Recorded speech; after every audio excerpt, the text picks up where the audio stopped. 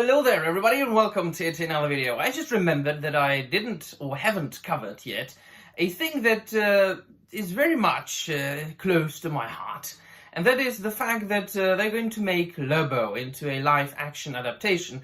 Now of course I think that they have already made Lobo in a live action adaptation in a TV show. Was it like Supergirl or something like that? He appeared in one of these CW, I think, things, and of course it was like a supporting role, but now they are going to make him again, and he's going to be on the big screen. Now Lobo is probably my favorite comic book character, besides I think Hellboy and Asterix and characters like that.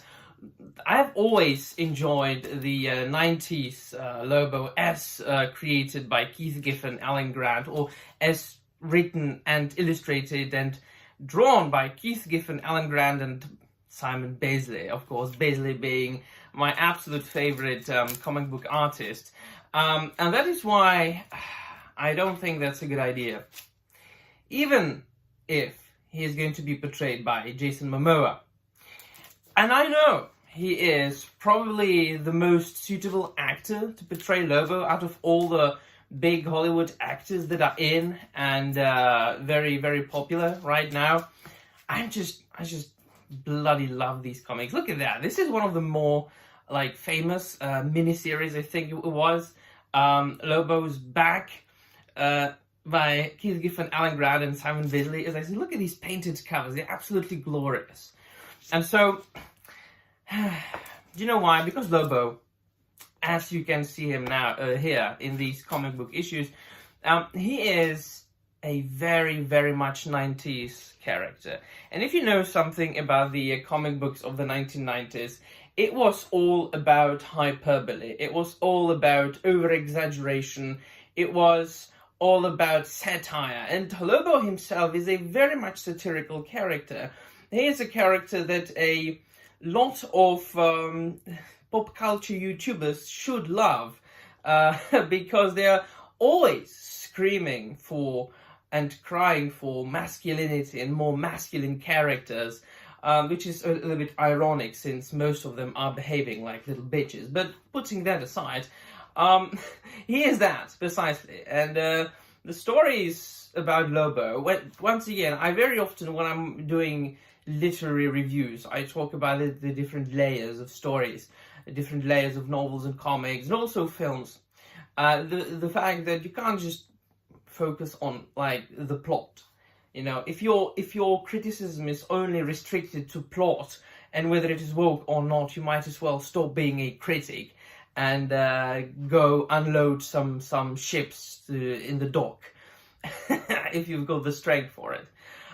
So as far as the storytelling goes, not only storytelling, but the entire creative process behind such comic books as Lobo. It's very much British comic book, even if it was published by DC Comics. I mean, all these people, all the best comic book writers and artists are British, and have always been British in the American comic book industry. And the trend in the British comic books, especially then, at the beginning of the 2000 AD, was about criticism of that time that, you know, those comics were created in. So satire and parody. The entire Judge Dredd was one huge criticism and satire and parody of fascist regimes, and the United States of America as well as, you know, the time the people lived in. Like Alan Moore wrote V for Vendetta, which is basically all about the criticism of the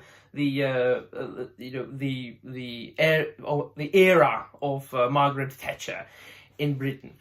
And so Lobo is, to a certain extent, a satire of American comics.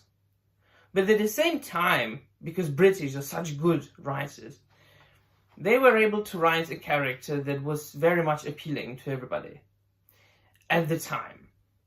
And at the same time, it was 100% pure escapism, action-packed, steroid-ridden, masculine-ridden, comic that just, it just was about a Sarnian, which is an alien bounty hunter, constantly swearing, smoking cigars, slapping chicks on butts, drinking alcohol to extreme extents because his alien metabolism allowed him to regenerate, so he basically couldn't die. There was an entire series about him, or mini-series of him going to heaven and basically bringing hell to heaven and then coming back because he can't really die.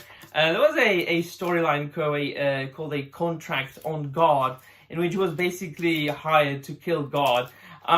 In one of the Christmas specials, he was hired to slay Santa Claus, and it's here actually. I've got a Czech edition of it because Lobo has always been extremely popular in the Czech Republic.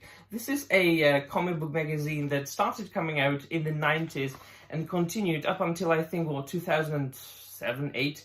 And it was reprinting like the best of the best British and American comic books, from the 90s and from the beginning. Look at that! Look at the art. It's just so fantastic. And so, Czech people love Lobo. Czech people love Hellboy. And just if you look at that, if you look at this over exaggeration, look at this excessive violence, look at this hyperbole, and it is very much a product of its time. And as much as I like Jason Momoa as an actor, yeah, I mean, what more do you want to see? They can't make this into a film today. No, they will have to cut on the fun. They will have to soften him up. And I don't like that. They will have to make him for the normies. And I'm not one of those people who are just, they will be made for the wide audiences, he will be made woke. He might be, he might not be, I don't know. I haven't seen the film yet, it hasn't even started pre-production.